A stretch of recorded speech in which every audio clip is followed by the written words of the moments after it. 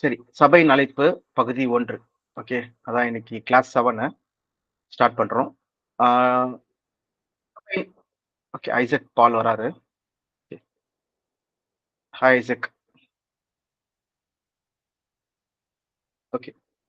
நீங்க சபைன்னா என்ன நினைக்கிறீங்க? சாம், ஒரு இன்டராக்டிவ் செஷனா வச்சுக்கலாம். சபைனா விசுவாசிகள் சபை, இயேசு கிறிஸ்துவால ரட்சிக்கப்பட்டவர்கள். கரெக்ட். எக்ஸாக்ட்லி. ஓகே.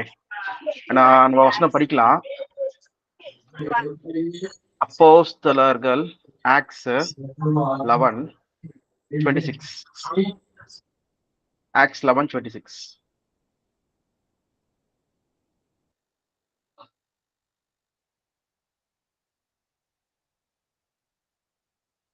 அப்போஸ்தலர் 11:26. அவர்கள் ஒரு வருஷ காலமாய் சபையோடு கூடியிருந்து அநேக ஜனங்களுக்கு உபதேசம் பண்ணினார்கள். முதல் அந்தியோகியாவிலே சீஷர்களுக்கு கிறிஸ்தவர்கள் என்கிற பெயர் வழங்கிற்று. ஓகே. இதை நம்ம ஃபர்ஸ்ட் பார்க்கலாம், ஸ்டெப் பை ஸ்டெப்பா பார்க்கலாம். அப்படி பார்க்கும்போது ஃபர்ஸ்ட் வந்து ஆக்ட்ஸ் 11:26. அது வந்து இங்க சபை சொல்லி போட்டிருக்கு பார்த்தீங்களா, சர்ச் சொல்லி போட்டிருக்குல்ல, அதுக்கான கிரேக்க வார்த்தை என்னன்னு சொல்லி பார்க்கலாம் சபைக்கு. ஸோ அதை நம்ம போய் சர்ச்னு சொல்லி அந்த இடத்துல கிளிக் பண்ணும்போது எக்லீஷியா சர்ச்னு சொல்ற வார்த்தைக்கான கிரேக்க வார்த்தை 1577 கிரேக்க வார்த்தை. ஓகேவா? அதில் பார்த்தீங்கன்னா அதுக்கு டெஃபினிஷன் எதுனா அண்ட் அசம்பிளி இல்லைன்னா காங்கிரிகேஷன், ரிலீஜியஸ் காங்கிரிகேஷன் சொல்லி பார்க்குறோம்.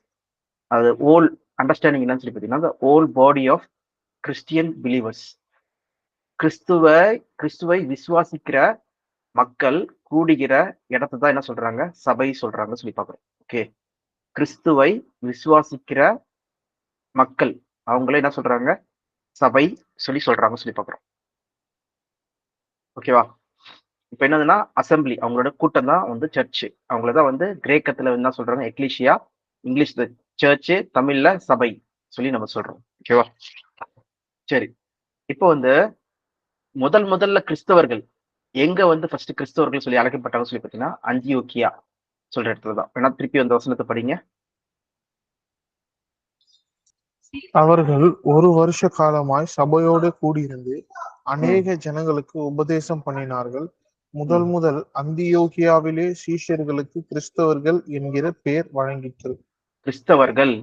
ஓகே. எப்படி வந்து ஹிந்துஸ், முஸ்லிம்ஸ் சொல்லி சொல்ற மாதிரி முதல்ல கிறிஸ்டியன்ஸ் சொல்லி பேர் வந்தது எங்க, அந்தியோக்கியா.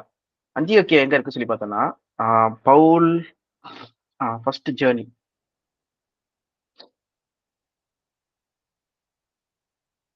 மேப்ல காமிக்கிறேன். ஓகே. இங்க வந்து உங்களுக்கு ஜெருசலேம் தெரியும், இஸ்ரேல் ஜெருசலேமோட கேபிட்டல். சரி. இஸ்ரேலோட கேபிட்டல் ஜெருசலேம். ஓகே. நாசரேத்து இயேசு கிறிஸ்து வளர்ந்த ஊர். சமாரியா, நாசரேத்து, சமாரியா வந்து பாஸ் பண்ண போனது. சமாரியா ஸ்திரியங்களாம். டமஸ்கஸ் அப்படியே மேல போனீங்கன்னா இங்க என்ன இருக்கு, அந்தியோக்கியா.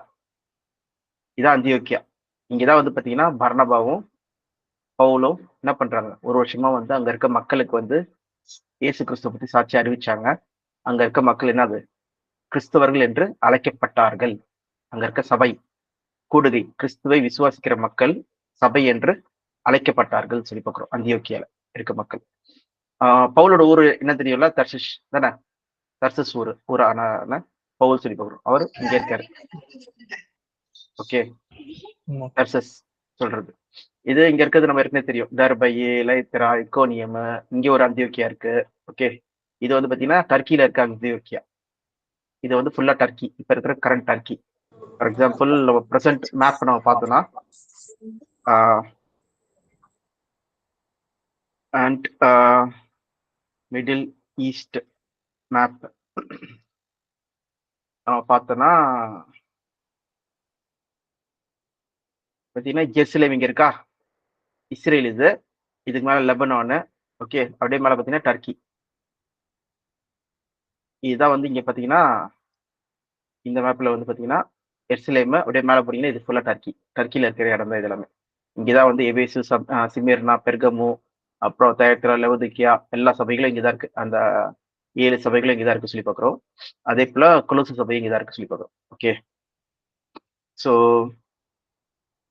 இதான் வந்து இந்த அந்தியோக்கியா தான் வந்து சொல்றாங்க. பவுலோட முதலாம் ஜேர்னில வந்து ஆரம்பிக்கிறதுக்கு முன்னாடி, அப்போஸ்தலர் 11ஆம் அதிகாரம் முதலாம் ஜேர்னி ஆரம்பிக்கிறதுக்கு முன்னாடி இங்கதான் வந்து பாத்தீங்கன்னா 1 வருஷம் இருந்து இந்த 2 பேரும் இது பண்றாங்க. அதுக்கப்புறம் தான் என்ன பண்றாங்க, பர்னபாவும் பவுலும் சேர்ந்து தான் என்ன பண்றாங்க, முதலாம் பயணம் ஃபுல்லா போயிட்டு சுவிசேஷம் அறிவிச்சுட்டு வராங்க சொல்லி பார்க்கிறோம். ஓகேவா? சரி, இங்க இருக்கவங்க தான் ஃபர்ஸ்ட் சர்ச்னு சொல்லி கூப்பிட்டாங்க. கிறிஸ்டியன் சொல்லி கூப்பிட்டாங்க. சரி, அதே நேரத்துல நம்ம ஏற்கனவே பார்த்தது என்னதுன்னா, சபைனா என்னது? எக்லிஷியா, கிரேக்க வார்த்தையில அது ஒரு விசுவாசிகள், கிறிஸ்துவ விசுவாசிக்கிற மக்களுக்கான ஒரு கூடுகையா இருக்கு சொல்லி பார்க்கிறோம். ஓகே, இப்போ சபையோடைய மக்கள் யார்? சபையில சேர்ற மக்கள் யார்? சொல்றதுதான் நம்ம வந்து பார்க்க போறோம். ஓகேவா? சபையில சேர்ற மக்கள் வந்து பாத்தீங்கன்னா, தேவனுடைய தெரிந்து கொள்ளப்பட்ட மக்களா. ஓகே, ஃபார் எக்ஸாம்பிள் நம்ம படிக்கலாம். என்னதுன்னா, யோவான் 6ஆம் அதிகாரம் 44ஆம் வசனம். யோவான் 6:44.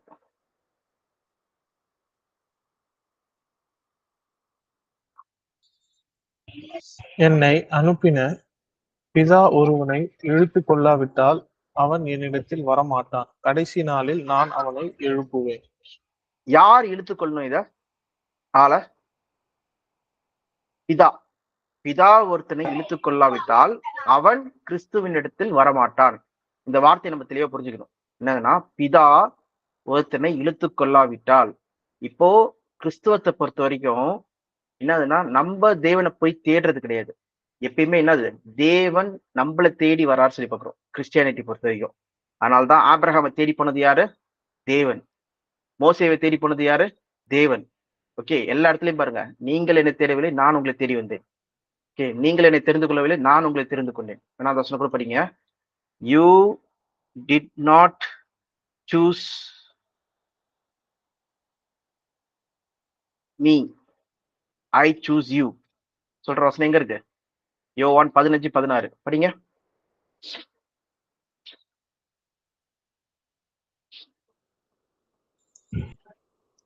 நீங்கள் என்னை தெரிந்து கொள்ளவில்லை, நான் உங்களை தெரிந்து கொண்டேன். ம். நீங்கள் என் நாமத்தினாலே பிதாவை கேட்டுக் கொள்வது எதுவோ அதை அவர் உங்களுக்கு கொடுக்கத்தக்கதாக நீங்கள் போய் கனி கொடுக்கும்படிக்கு உங்கள் கனி நிலைத்திருக்கும்படிக்கும் நான் உங்களை ஏற்படுத்தினேன். ஏற்படுத்தினேன். ஓகேவா? நீங்கள் என்னை தெரிந்து கொள்ளவில்லை. நீங்கள் சுயமா, யோசனையா, நீங்களே என்கிட்ட வரல.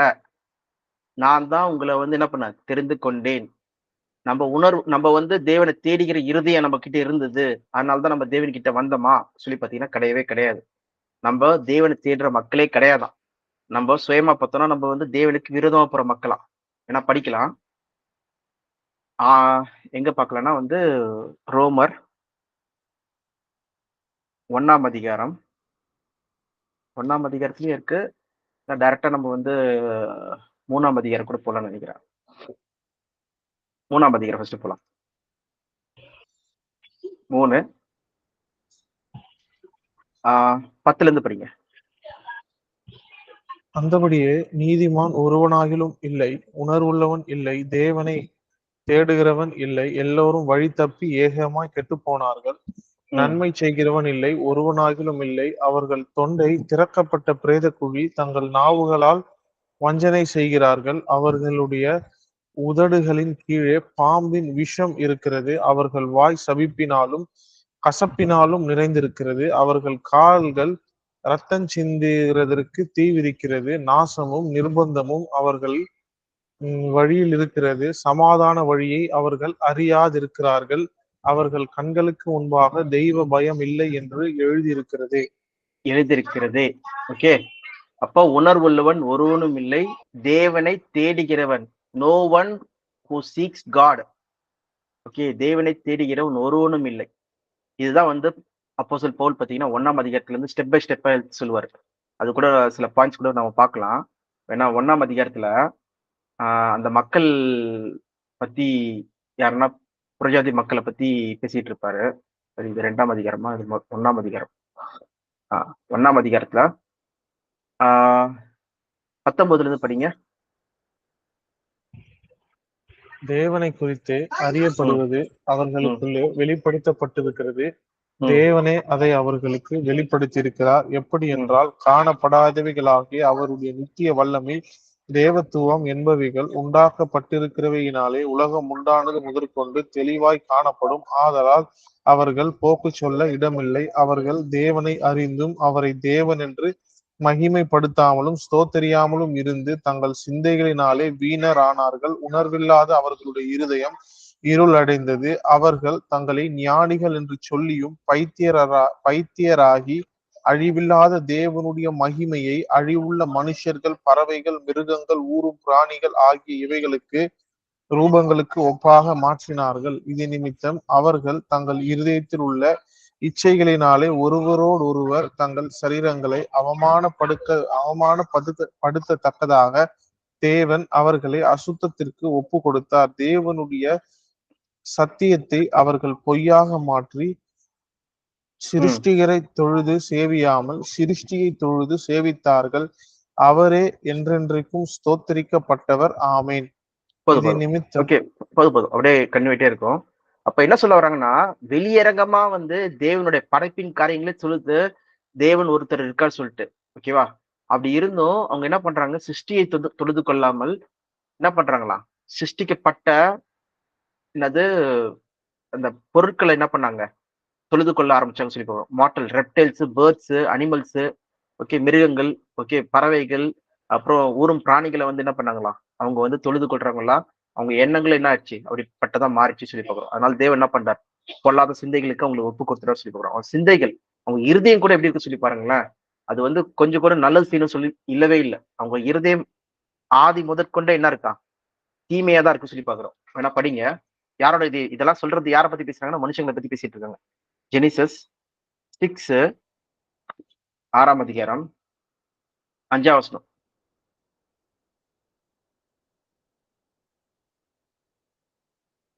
5, 6.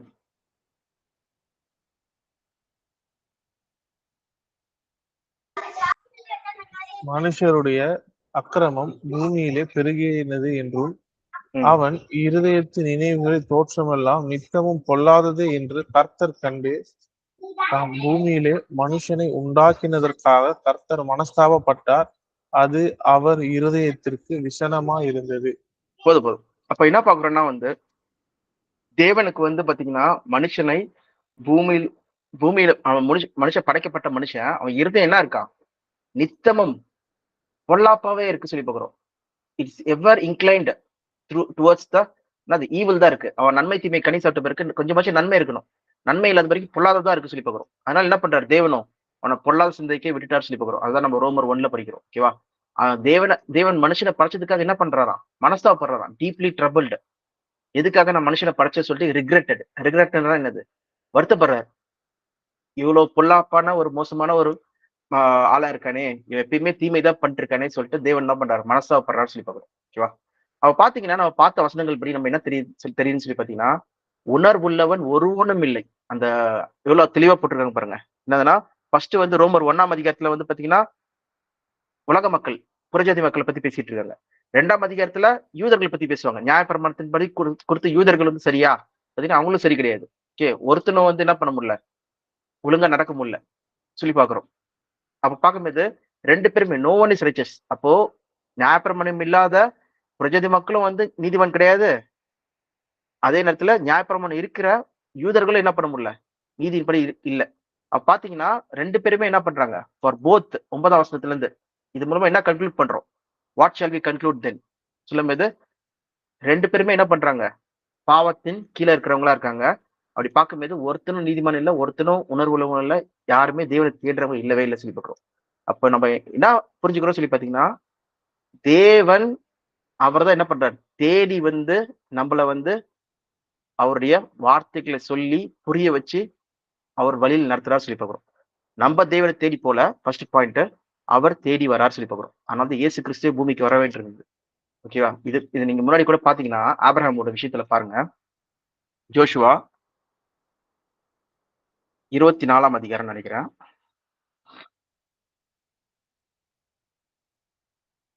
2ஆம் வசனம் படிங்க. அப்பொழுது யோசுவா சகல ஜனங்களையும் நோக்கி, இஸ்ரவேலின் தேவனாகிய கர்த்தர் சொல்லுகிறது என்னவென்றால், பூர்வ காலத்திலே உங்கள் பிதாக்களாகிய ஆபிரகாமுக்கும் நாகோருக்கும் தகப்பனான தேராகு என்பவன் நதிக்கு அப்புறத்திலே குடியிருந்த போது அவர்கள் வேறே தேவர்களை சேவித்தார்கள். நான் ஆஹ் நதிக்கு பாருங்க என்ன சொல்றாங்க. நதிக்கு அக்கறையே இருக்கும்போது எந்த நதியை பத்தி பேசிட்டு இருக்காங்க நம்ம வேணா பார்க்கலாம். Abraham journey. Okay, Abraham journey போட்டு அந்த மேப் நம்ம போட்டோம்னாலே நதிக்கு அக்கறையிலே சொல்லும்போது பாத்தீங்கன்னா இங்க யூப்ரட்டிஸ் நதி ஊர் தேசத்துல இருந்து ஆரான் தேசத்துக்கு வராங்க. ஓகேவா, நதிக்கு அக்கறையிலே ஆரான் சொல்றது இங்க இருக்கு ஆரான். ஓகே, அப்ப பாத்தீங்கன்னா இங்க இருந்தா தேவன் என்ன பண்றாரு, ஆரான்ல இருந்து ஆதியாகமம் 12ஆம் அதிகாரத்துல அழைக்கிறாரு சொல்லி பாக்குறோம். அழைச்சி என்ன பண்றாரு, கானான் தேசத்துக்கு வராரு சொல்லி பாக்குறோம். ஓகே, அங்க இருந்து எகிப்துக்கு போறாரு, கொஞ்ச நாள் இருக்காரு, அப்படியே அங்க திருப்பி வந்து கானானுக்கு வந்துடுறாரு சொல்லி பாக்குறோம். ஓகே, மெசபடோமியால இருந்து ஊர் என்ற தேசத்துல இருந்து சரி அந்த நகரத்துல இருந்து ஆரானுக்கு போயிடுறாங்க.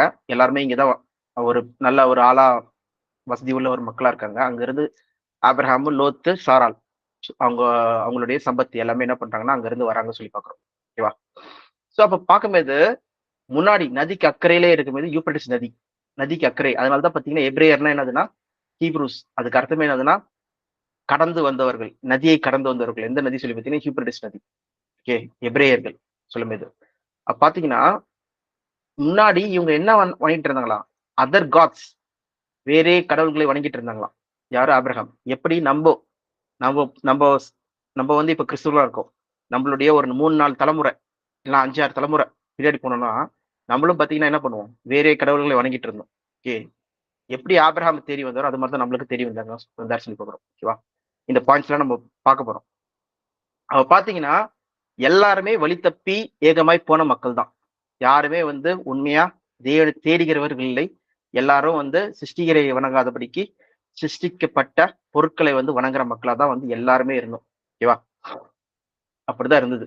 ஓகே, உணர்வுள்ளவன் ஒருவனும் இல்லை, இருதயம் முதற்கொண்டு என்ன இருக்கு, பொல்லாப்பாதான் இருக்கு சொல்லி பாக்குறோம். அப்ப தேவன் தான் என்ன பண்றாருன்னா இதுல இருந்து இஸ்ரேல் மக்களை வந்து பிரித்து எடுக்கிறார் சொல்லி பாக்குறோம். ஓகேவா, இதுல சில வசனம் படிக்கலாம் பாருங்க. எதுனா இப்ப நம்ம வந்து யோவான் 6ஆம் அதிகாரம் 44 படிச்சோம். ஓகே, என்னதுன்னா பிதா ஒருத்தனை இழுத்துக் கொள்ளாவிட்டால் அவன் என்னிடத்தில் வரான். ஓகே சொல்லி சொல்றாரு. அதே போல இன்னொன்னு வசனம் படிங்க. யோவான் 17ஆம் அதிகாரம்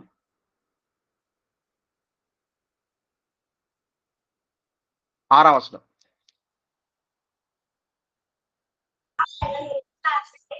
நீர் உலகத்தை தெரிந்தெடுத்த எனக்கு தந்த மனுஷருக்கு உம்முடைய நாமத்தை வெளிப்படுத்தினேன். ம். அவர்கள் உம்முடையவர்களா இருந்தார்கள். அவர்களை எனக்கு தந்தீர். அவர்கள் உம்முடைய வசனத்தை கை கொண்டிருக்கிறார்கள். நீர் எனக்கு தந்தவைகள் எல்லாம் உம்மாலே உண்டாயினவென்று இப்பொழுது அறிந்திருக்கிறார்கள். அப்ப பாத்தீங்கன்னா தேவனால் தெரிந்து கொள்ளப்பட்ட மக்கள் இருந்தாங்களாம். சூசன் பீப்புள் இல்ல ப்ரீடிஸ்டைன்டு, முன் குறிக்கப்பட்ட மக்கள், தேவனால் முன்குறிக்கப்பட்ட மக்கள். எப்படி ஆபிரகாம் தேவன் வந்து முன்குறிச்சு அவர்கிட்ட போய் பேசுறாரோ, ஆனா அவர் அறியாத இருக்கும்போது அவரை தெரிய வச்சு அறிய வச்சு புரிய வச்சாரோ முன்குறித்து. எப்படி மோசே வந்து அந்த அந்த என்ன எகிப்தோட அரண்மனையிலே வளர்ந்தார் 40 வருஷம். பின்பு வந்து அந்த அதாவது மீதியான் தேசத்துல வந்து பாத்தீங்கன்னா 40 வருஷம் கிட்ட இருக்கிறாரு. அந்த 80 வயசுல என்ன பண்றாரு, தேவன் வந்து உன்னை தாயின் கருவிலிருந்தே உன்னை முன்குறித்தேன்னு சொல்ற மாதிரி என்ன பண்றாருன்னா அவர் முன்னாடியே முன்குறிச்சிட்டாரு. ஓகே, ஆனா ஏற்ற வேலையில 80வது வயசுல வந்து என்ன பண்றாரு, அவரே வந்து அந்த முட்செடியில வந்து அவரை கூப்பிட்டு என் இஸ்ரேல் மக்கள் என்ன பண்ணு, நீ வந்து கொண்டு வா சொல்லி அவர் அழைக்கிறாரோ, அதே போல இங்கேயும் பாத்தீங்கன்னா தேவன் கிட்ட ஃபர்ஸ்ட் இருந்தவங்களா இவங்க எல்லாருமே. ஓகே, அப்போ தேவன் முன்னாடியே முன்குறிச்ச மக்கள். நீர் எனக்கு தந்தீர் சொல்லி யார் சொல்றா, இயேசு கிறிஸ்து சொல்றாரு. அவங்களுக்கு நான் என்ன பண்ணேன், உண்மை வெளிப்படுத்தினேன். ஓகே, சொல்றதுதான் இங்க நம்ம பாக்குறோம். எப்படின்னா நம்ம யோவான் 6ஆம் அதிகாரம் படிச்சோம் பாத்தீங்களா, பிதா ஒருவனை இழுத்துக் கொள்ளாவிட்டால் அவன் என்னிடத்தில் வரான். இயேசு கிறிஸ்து கிட்ட வர முடியாதான், பிதா தான் முன்குறிக்கிறாராம். முன்குறிச்சு இயேசு கிறிஸ்து அனுப்புறான். இதுதான் நம்ம தெளிவா நம்ம ரோமர்ல 8ஆம் அதிகாரத்துல படிப்போம். ரோமர் 8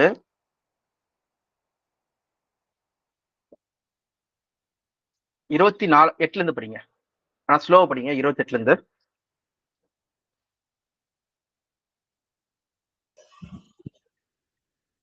அன்றியும் அவருடைய தீர்மானத்தின்படி அழைக்கப்பட்டவர்களாய் தேவனிடத்தில் அன்பு கூறுகிறவர்களுக்கு சகலமும் நன்மைக்கு ஏதுவாய் நடக்கிறதென்று அறிந்திருக்கிறோம். போதும் போதும். நம்முடைய ஃபர்ஸ்ட் இதை முடிச்சிடலாம். இதுல என்ன சொல்ல வர்றாங்க? அன்றியும் அவருடைய யார் தீர்மானத்தின்படி, தீர்மானத்தின்படி. அவர்னா யாரு? பிதாவுடைய தீர்மானத்தின்படி. பிதாவினுடைய தீர்மானத்தின்படி. அப்ப பாத்தீங்கன்னா தேவன் முன்குறிக்கிறாரு. தேவனுடைய தீர்மானத்தின்படி, அவருடைய விருப்பத்தின்படி, அவருடைய பர்பஸின்படி. இங்கிலீஷ்ல பாத்தீங்கன்னா who has been called according to his purpose. to his purpose. Okay, பாத்தீங்கன்னா அவங்க என்ன பண்றாங்களா? we know that all things God work for good for those who love him. சொல்லி தரோம். அவங்க என்ன பண்றாங்களா? அவங்கள வந்து தேவன் நல்ல என்னதுன்னா, அவங்க வந்து பாத்தீங்கன்னா தேவன் அன்பு செலுத்துறவங்களா மாறுறாங்க. அவங்களுக்கு சகலமும் நன்மைக்கு ஏதுவாக ஆகிறது சொல்றது நம்ம இங்க பாக்குறோம். அது தீர்மானத்தை தான் அர்த்தப்படியே படிக்கிறாங்க, சொல்றாங்க பாருங்க 29. நம்முடைய குமாரன் அநேக சகோதரருக்குள்ளே முதற் பேரானவராய் இருக்கும் பொருட்டு தேவன் எவர்களை முன் அறிந்தாரோ அவர்களை தமது குமாரனுடைய சாயலுக்கு ஒப்பா இருப்பதற்கு முன் குறித்திருக்கிறார். எவர்கள் அப்ப என்னதுன்னா, தேவன் வந்து என்ன பண்றாரா? தன்னுடைய குமாரன் சாயலுக்கு ஒப்பாய் சில பேரை முன்குறித்து சில பேரை அழைச்சிருக்காரு சொல்லி பார்க்கிறோம். தன்னுடைய குமாரன் சாயலுக்கு ஒப்பாய் மாத்துறதுக்கு. ஓகே, குமாரனுடைய சாயலுக்கு ஒப்பாய் மாத்துறதுக்காக சில பேரை முன்குறிச்சிருக்காரு. அவங்கள என்ன பண்றாரு? ஃபோர் நியூ, முன்னவே அறிந்து அவங்கள ப்ரீடிஸ்டைன் பண்றாராம். ஃபோர் நியூ, முன்னமே அறிந்து முன்குறித்திருக்கிறாரு. முன்குறித்தவங்களை என்ன பண்ணிருக்காரா? அழைத்திருக்காரு. காலிங், அவங்களுக்கு வந்து அழைப்பு. எப்படி ஆபிரகாம் கொடுத்தாரோ அழைப்பு, அந்த மாதிரி அழைப்பு. அவங்களை அழைத்து ஆபிரகாம் நீதிமானாக்குனாரோ அதே போல நீதிமானாக்குறாரா. அதுக்கப்புறம் மகிமைப்படுத்துகிறாராம். ஓகே, மகிமைப்படுத்துறது வந்து பரிசுவை கொடுத்து மகிமைப்படுத்துறாராம். ஸோ இந்த பாயிண்ட்லாம் நம்ம நெக்ஸ்ட் வரப்போறோம்.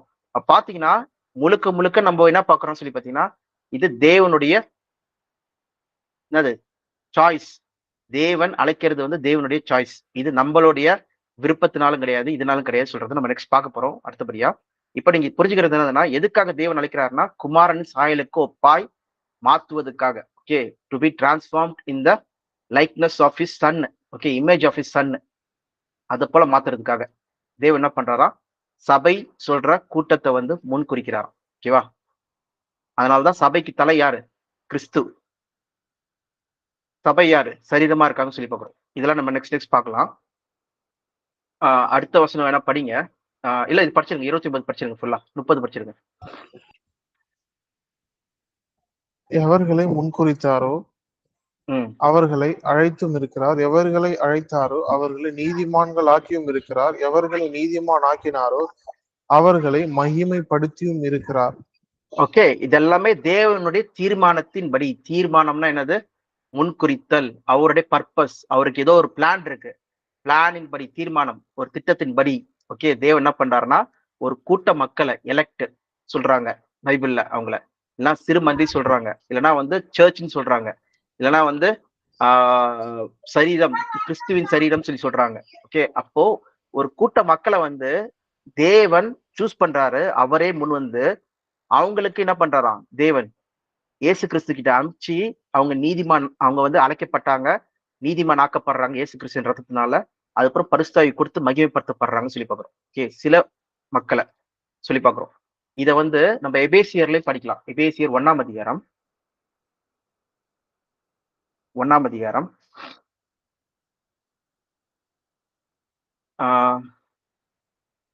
வசனத்திலிருந்து படிங்க.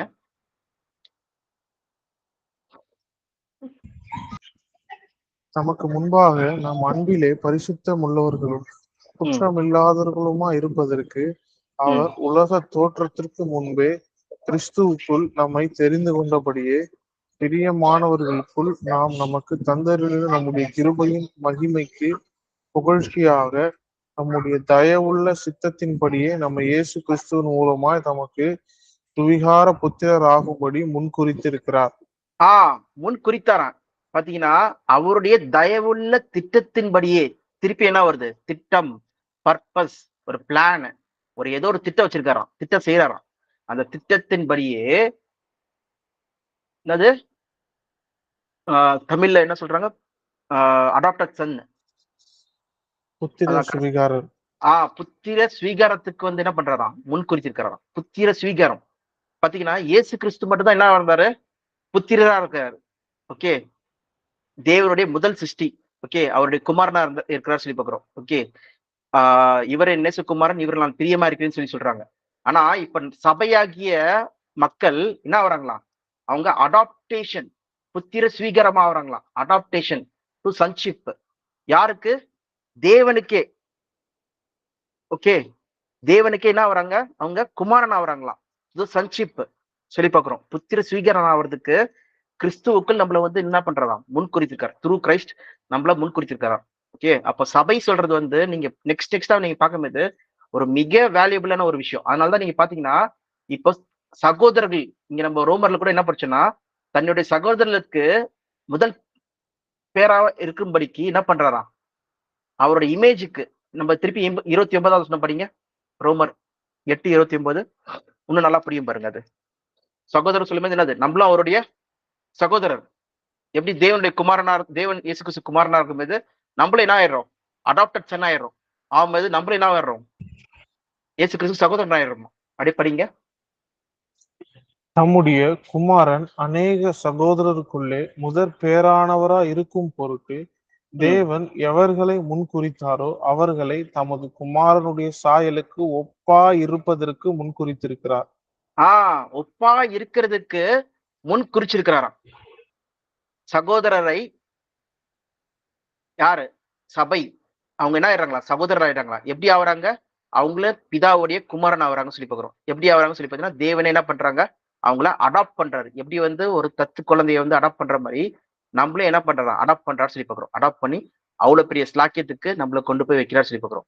அப்படி கொண்டு போய் வைக்கும் போது எந்த இடத்துல போய் கொண்டு போய் வைக்கிறாரு, எங்க நம்ம இருக்கிறோம் சொல்லி பாத்தீங்கன்னா, சபையின் அழைப்போட அந்த மேக்னிடியூடு இல்ல அந்த அழைப்போட வேல்யூ என்னன்னு சொல்லி பாத்தீங்கன்னா, புத்திர ஸ்வீகாரம். ஓகே, கிறிஸ்துவின் சாயலுக்கு ஒப்பாய் மாத்துறாரு. மாத்தி உன்னதங்களிலே அவரோடு கூட சேர்ந்து என்ன பண்றாராம், உட்கார வைக்கிறாராம்.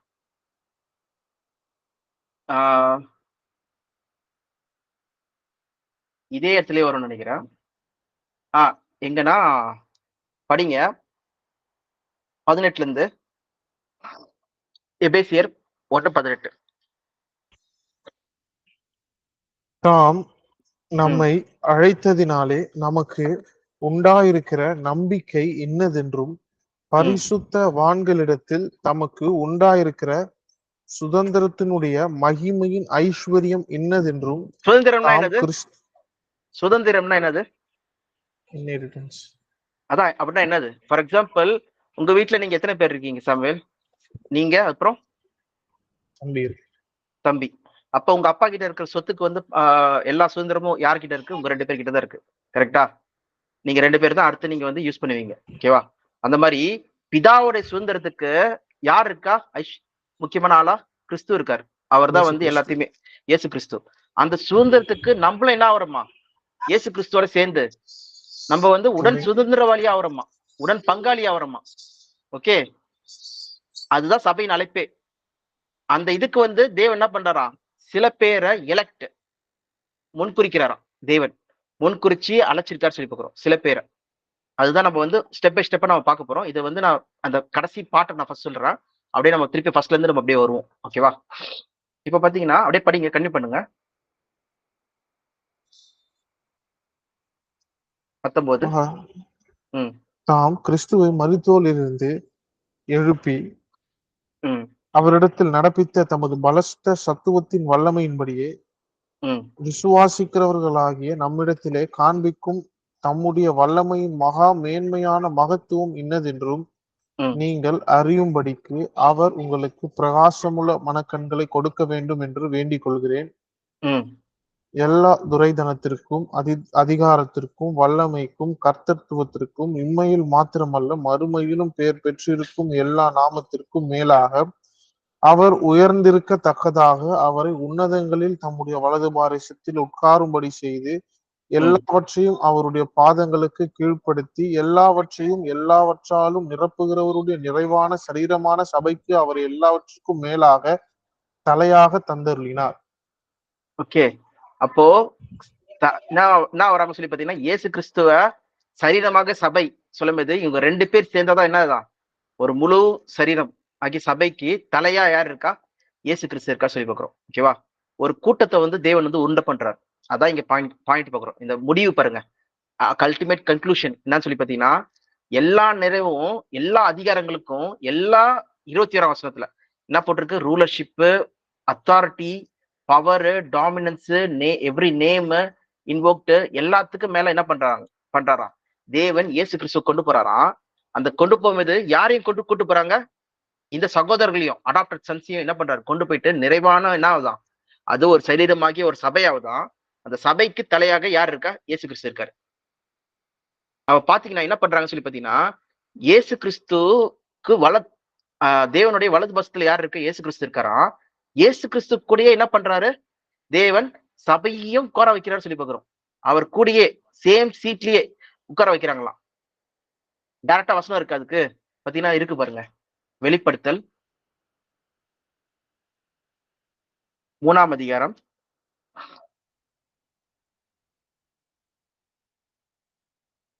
21ஆம் வசனம்.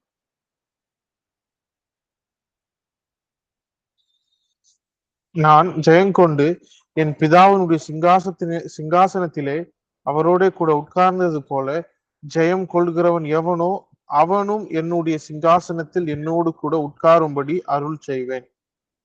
சொல்லிட்டு என்ன சொல்றாரு அடுத்தபடியா? காதுள்ளவன், அடுத்த வசனம், ஆவியானவர் சபைக்கு சொல்லுகிறதை காதுள்ளவன் கேட்க கடவன் என்று எழுது என்றார். காதுள்ளவன் கேட்கறன்னு சொல்லி சபைக்கு சொல்லுகிறது. சபைக்கு பாத்தீங்கன்னா இந்த வாய்ப்பு யாருக்கு கொடுக்குறாங்க சொல்லி பாத்தீங்கன்னா சபைக்கு. அப்போ நம்மளுடைய சபை சொல்றது வந்து ஒரு சாதாரண இந்த பூமியோட முடிஞ்சு போற இது கிடையாது. ஓகே, இது மிகப்பெரிய ஒரு அழைப்பு. இது மகா உன்னதமான ஒரு அழைப்பு. என்னதுன்னா, பூமிக்குரிய ஒரு மனுஷர்கள் அவங்க மேல பிதாவுடைய அல்டிமேட் காட் மகா வல்லமை உள்ள தேவனுடைய புத்திரி ஆகும்படிக்கு புத்திரி ஸ்வீகாரத்தை என்ன பண்றாராம்? தேவன் தராராம். அதுக்காக நம்மள வந்து குமாரன் சாயலுக்கு மாத்துறாராம். மாத்தி எல்லா அதிகாரத்துக்கும் மேலாக இருக்கிற கிறிஸ்துவோட சேர்த்து நம்மள என்ன பண்றாராம்?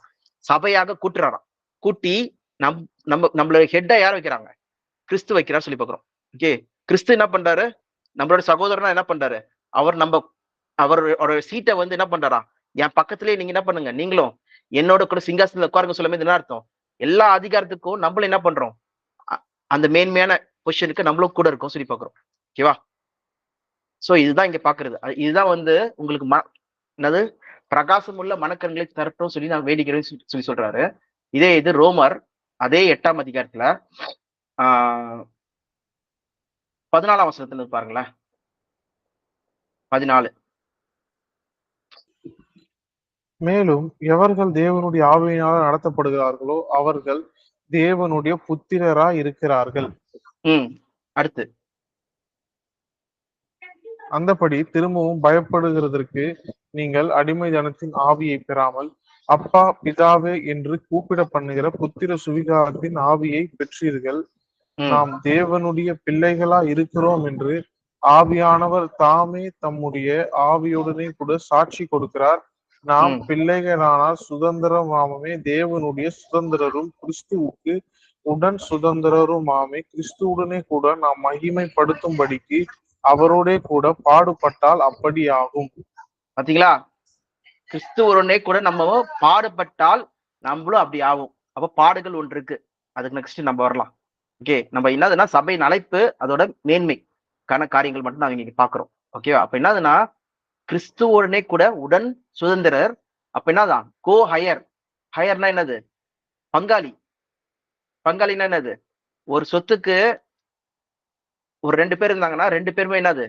அந்த சுதந்திரர் சொல்லி பாக்குறோம் அந்த சொத்துக்கு. அப்ப பாத்தீங்கன்னா சபை சொல்லும் போது தேவன் அவருடைய இரக்கம் எவ்வளவு பெருசு சொல்லி பாத்தீங்கன்னா, அவருடைய தயவு எவ்வளவு பெருசுன்னா, அவர் தமது குமாரனுக்கு கொடுக்க வேண்டிய அந்த சொத்தை வந்து என்ன பண்றாராம்? பகிர்ந்து என்ன பண்றாராம்? சபை ஆகிய மக்கள் சில பேரை வந்து உலகத்துல இருந்து தெரிந்து கொண்டு அவங்களுக்கும் என்ன பண்றாராம்? கிறிஸ்துவ கூட கிட்ட இருக்கிற அந்த சுதந்திரத்தை கொடுக்குறாரு சொல்லி பார்க்கிறோம். அதுக்கு இயேசு கிறிஸ்துவ என்ன பண்றாரு? அதுக்கு வந்து எல்லா வித காரியங்களும் வந்து ஹெல்ப் பண்றாரு சொல்லி பார்க்கிறோம். இயேசு கிறிஸ்து மூலமா நம்ம என்ன பண்றோம்? அவருடைய உடன் சுதந்திரவரா ஆகிறோமா?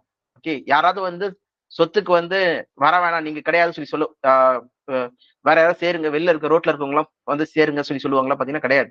ஆனா தேவனுடைய கிருபை பாருங்க. அதே நேரத்துல இயேசு கிறிஸ்துவோடைய அந்த அந்த குணம் பாருங்க. பாத்தீங்கன்னா எல்லாத்துக்கும் நீங்க என்ன பண்ணுங்க, நீங்கள வந்து சுதந்திரமா ஆகுங்க சொல்லிட்டு என்ன பண்றாரு?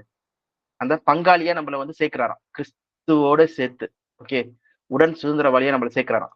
சோ அப்போ மிகப்பெரிய அழைப்பு. அப்படி பார்க்கும்போது ஆஹ் நிறைய பேர் கேள்வி வரலாம். ஓகே. இப்ப வந்து நம்ம என்ன பண்ணலாம்னா, இந்த சுதந்திரம் ஆவறதுக்கு, இந்த சபை ஆவறதுக்கு ஃபர்ஸ்ட் தேவன் என்ன பண்ணாருன்னா, உலகத்துல இருந்து ஒரே ஒரு கூட்டத்தை மட்டும் தான் என்ன பண்றாரு? தேவன் வந்து சூஸ் பண்ணாரு. அது யாருன்னா ஆபிரகாம் மூலமா. வேணா படிங்க ஃபர்ஸ்ட். ஜெனிசஸ் 12ஆம் அதிகாரம்.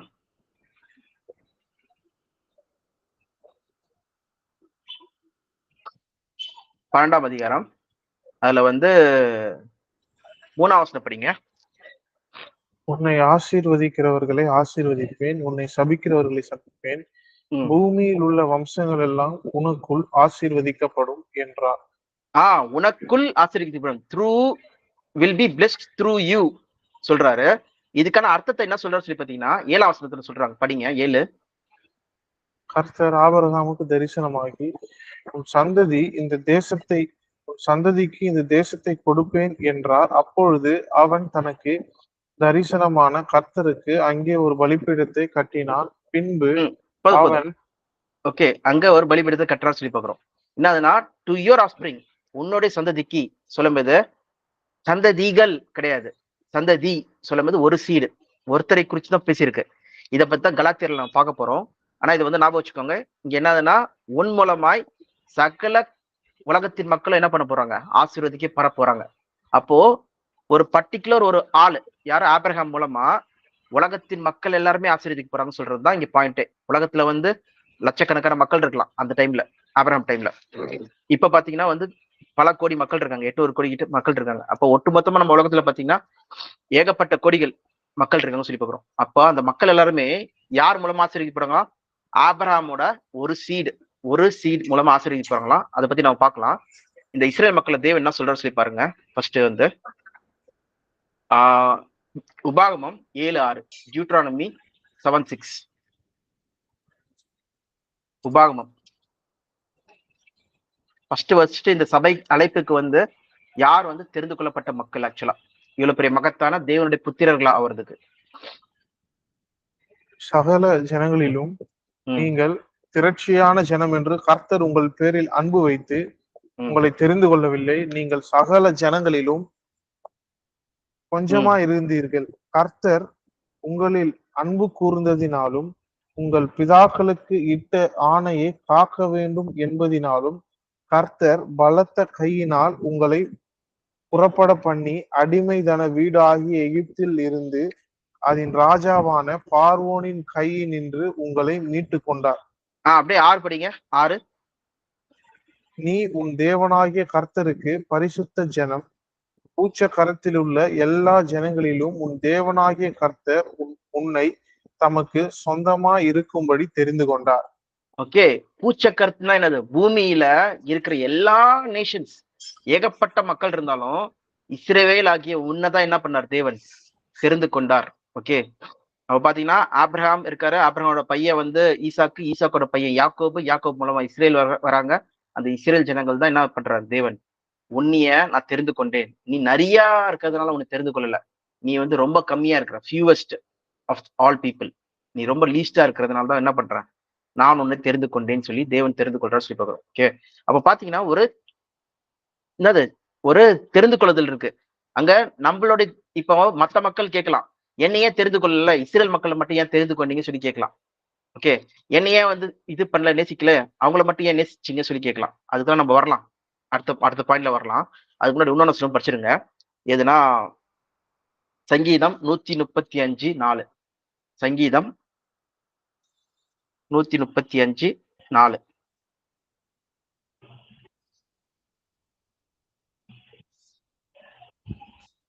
கர்த்தர் யாக்கோபை தமக்காகவும் இஸ்ரவேலை தமக்கு சொந்தமாகவும் தெரிந்து கொண்டார். இங்கேயும் அங்கேயும் பாத்தீங்கன்னா சொந்த ஜனம் சொல்லும்போது ட்ரெஷர்டு பொசிஷன். இங்கிலீஷ்ல பாத்தீங்கன்னா ட்ரெஷர்னா என்னது? ட்ரெஷர்னா வந்து பாத்தீங்கன்னா ஒரு பொக்கிஷம். பொக்கிஷம் மாதிரி தேவன் என்ன பண்ணாராம்? யாக்கோபை தெரிந்து கொண்டாராம். அப்போ உலகத்துல அத்தனை 1000 பேர், அத்தனை லட்சம் பேர் மக்கள் இருந்தாலும் அவங்க என்ன பண்ணாரா? இந்த இஸ்ரேல் ஜனங்களை மட்டும் தான் ட்ரெஷர். அவங்களுக்காக தான் பாத்தீங்கன்னா எகிப்தை வந்து பணக்கார கண்ட்ரியாக்குனாரு. அவங்களுக்காக தான் வந்து பாத்தீங்கன்னா கானான்ல இருக்கிற தேசத்தை எல்லாத்தையும் விரட்டுறாரு. அவங்களுக்காக தான் பாத்தீங்கன்னா மிடில் ஈஸ்ட். நீங்க சும்மா நீங்க மேப்ல பார்த்தாலே இங்க கூட மேப் நம்ம வச்சிருந்தோம்ல.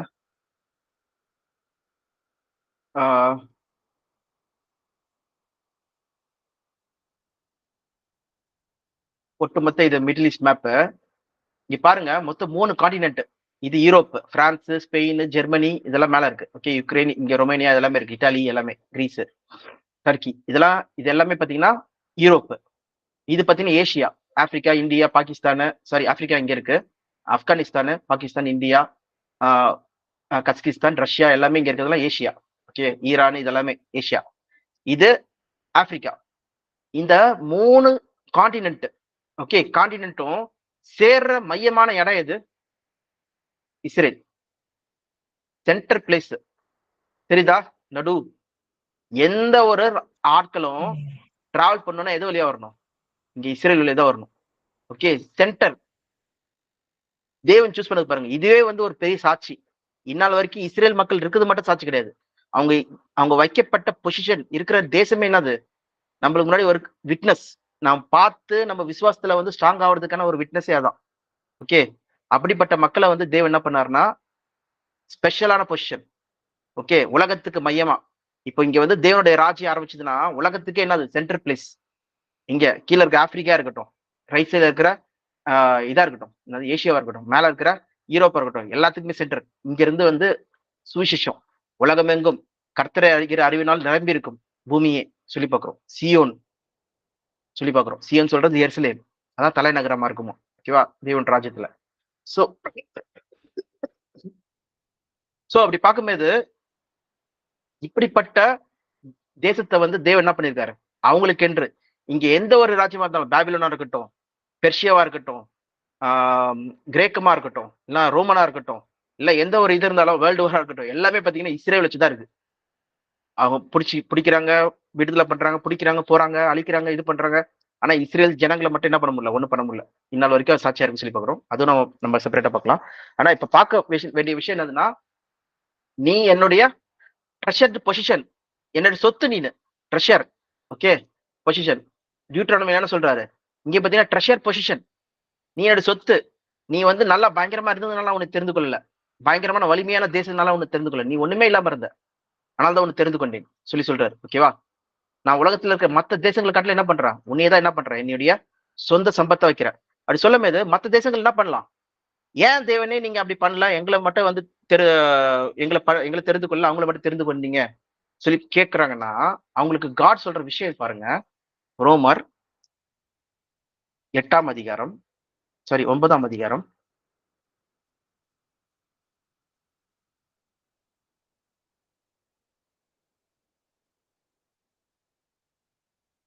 பதினொன்னுல இருந்து படிங்க. 11 10ல இருந்தே படிங்க.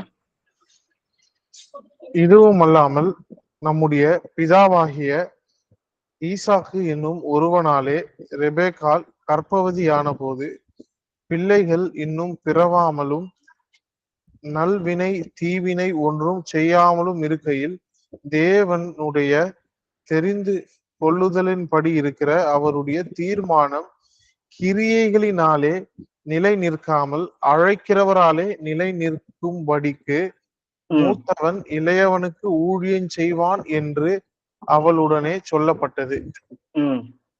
அப்படியே படிங்க. அப்படியே யாக்கோபை சிநேகித்து ஏசாவை வெறுத்தேன் என்று எழுதியிருக்கிறது. ஆகையால் நாம் என்ன சொல்லுவோம்? அது வரைக்கும் போதும். இப்ப பாத்தீங்கன்னா அது நெக்ஸ்ட் வரலாம். இப்ப பாத்தீங்கன்னா 12ஆம் வசனத்துல என்ன போட்டிருக்கு? கிரியையினால கிடையாது, அழைத்தவராலே நிலை நிற்கும்படிக்கு அதான போட்டிருக்கு. அழைத்தவராலே, not by works but him who calls. அப்போ தேவனுடைய அழைப்பு இருந்தா மட்டும்தான் அவங்க இந்த கனமான ஒரு பாத்திரமா ஆக முடியும், சபையா ஆக முடியும். ஓகே, இல்லைன்னா தேவனுடைய சொந்த சம்பத்தா ஆக முடியும். அழைத்தால் மட்டுமே. தேவனுடைய தெரிந்து கொள்ளுதல் இது அவருடைய கிருபையினால் நடந்தது. நம்மளுடைய விருப்பத்தினாலும் கிடையாது, நம்மளுடைய வாஞ்சியினாலும் கிடையாது, நம்மளுடைய ஓட்டத்தினாலும் கிடையாது. இது முழுக்க முழுக்க முழுக்க முழுக்க காடுடைய கிருபை. அவர் என்ன பண்றார்? நம்மளை தெரிந்து கொண்டால் மட்டும்தான் இந்த கனமான பாத்திரமா மாற முடியும் சொல்லி இங்க பாக்குறோம். ஓகேவா? அப்ப இஸ்ரேல் மக்கள் தெரிந்து கொள்ளப்பட்டது தேவனுடைய கிருபை. அது அவங்களுடைய இது கிடையாது. தேவன் அழைத்தது அவருடைய சாய்ஸ் சொல்லி பாக்குறோம். அதுதான் நெக்ஸ்ட் எக்ஸ்பிளைன் பண்றாங்க. படிங்க இப்ப 14.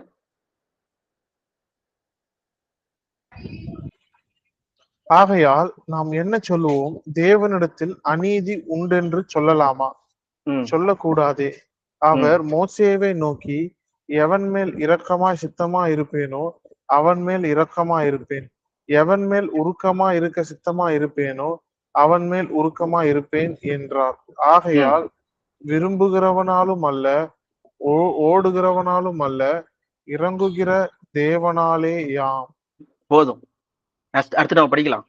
பாத்தீங்கன்னா டைரக்டா பாயிண்ட் டு த பாயிண்ட் சொல்றது என்னதுன்னா, நீ விரும்பினாலும் கிடையாது, நீ ஓடுறதுனாலும் கிடையாது, நீ குட்டிக்காரனை போட்டாலும் கிடையாது. அது முழுக்க முழுக்க யாரால சொல்லி பாத்தீங்கன்னா தேவனாலே ஆம். By the great God's mercy, கிருபையினாலே. அதனாலதான் சபையின் அழைப்பு சொல்றது வந்து பாத்தீங்கன்னா இது எல்லா மக்களுக்கும் கொடுக்கறது கிடையாது. இது பர்டிகுலரா சில மக்களுக்கு மட்டும் தான் தேவன் தராராம். இப்ப உலகத்துல வந்து பாத்தீங்கன்னா எத்தனையோ டினாமினேஷன் இருக்கு. ஓகே, 800 1000 டினாமினேஷன்ஸ் இருக்கு உலகத்துல. ஓகே, நான் சும்மா போட்டு பாக்குறேன். ஹவு மெனி 35,000 டினாமினேஷன் கிறிஸ்டியனா? 35,000 டினாமினேஷன் இருக்குன்னு நினைக்கிறேன் வேர்ல்டு. சோ போடுறேன் 47 45,000. இன்னொரு 10,000 இன்க்ரீஸ் ஆயிடுச்சு. நான் 1000 தான் நினைச்சிட்டு இருந்தேன் எப்போபா. சரி, ஓகே. அப்ப பாத்தீங்கன்னா அதனாலதான் என்ன பாக்குறோம்னா அந்த மத்தேயு 7ஆம் அதிகாரத்துல பாக்குறோம். அநேகர் என்னை நோக்கி கர்த்தாவே கர்த்தாவே உமது நாமத்தினாலே நாங்கள் அற்புதம் செஞ்சோமே, உமது நாமத்தினால அதெல்லாம் செஞ்சோமே சொல்லும்போது, அக்கிரம சிந்தரை உங்களை ஒரு நாளும் அறியேன்னு சொல்லிடுது. ஓகேவா? அப்ப ஃபர்ஸ்ட் பாத்தீங்கன்னா காலிங்கே என்னதுன்னா தேவனுடைய அழைப்பு இருந்தா மட்டும்தான் என்ன பண்ண முடியுமா? சபையாவே ஆக முடியுமா? ஓகே, ஒரு விசுவாசியாவே ஆக முடியுமா? அதான் இங்க பாக்குறோம். சபை இப்ப தேவனோட அழைப்பு இல்லைன்னா நம்ம விசுவாசியாவே ஆக முடியாதான். யோசிச்சு பாருங்க. இது ஏன் ஸ்பெசிபிக்கா சொல்றோம்னா, இதை நம்ம திருப்பி இதுக்கு வரலாம். டைரக்டா வந்து 2 கொரிந்தியர் போங்க, 4ஆம் அதிகாரம் 4ஆம் வசனம்.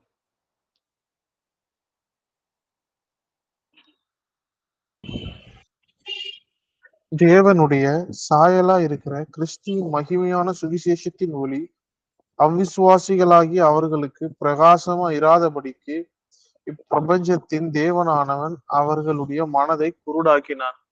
ஓகே, நீங்க என்னதான் சொன்னாலும் வந்து சபையில வந்து சேரலாம். சபை சொல்லும் போது ஒரு நார்மல் டினாமினேஷன்ல போய் சேரலாம். ஓகே, அவங்க உண்மையான சபையா இருக்காங்களா சொல்லி பாத்தீங்கன்னா இருக்க முடியாதான். ஏன்னா வந்து அவங்க எல்லாருமே என்ன பண்றாங்களா, ஒரு மாயைக்கு கீழ்பட்டு இருக்காங்க சொல்லி பாக்குறோம். இப்ப சபையின் அழைப்பு சொல்றதே கம்ப்ளீட்லி வேற.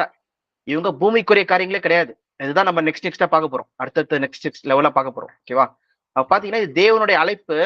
இது அழைப்பு இருந்த மக்கள் என்ன பண்றாங்களா, பிசாசின் அந்த குருட்டாட்டத்துல இருந்து என்ன பண்றாங்களா, வெளியே வராங்களா ஃபர்ஸ்ட். ஓகே, பிசாஸ் தான் என்ன பண்றான், அந்த உலகத்தின் அதிபதியா இருக்கிறான். உலகத்துல இருக்கிற எல்லா 99% மக்களை வந்து என்ன பண்றான், அவன் தான் எல்லாமே பண்ணிட்டு இருக்கான்.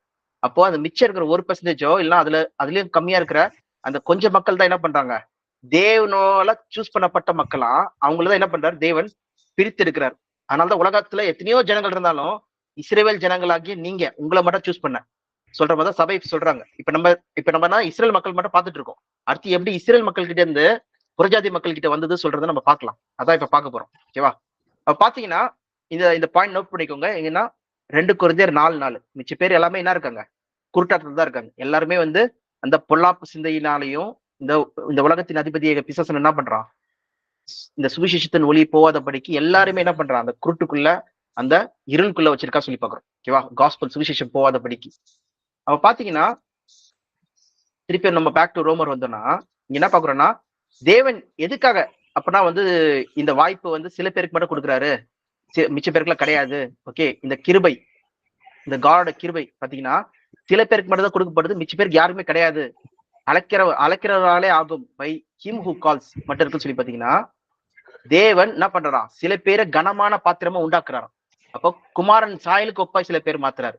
ஓகே, குமாரனுடைய சாயலுக்கும் அவருடைய புத்திரி ஸ்வீகாரத்துக்கு ஒப்பாய் தேவன் வந்து சில பேர் மாத்துறாராம்.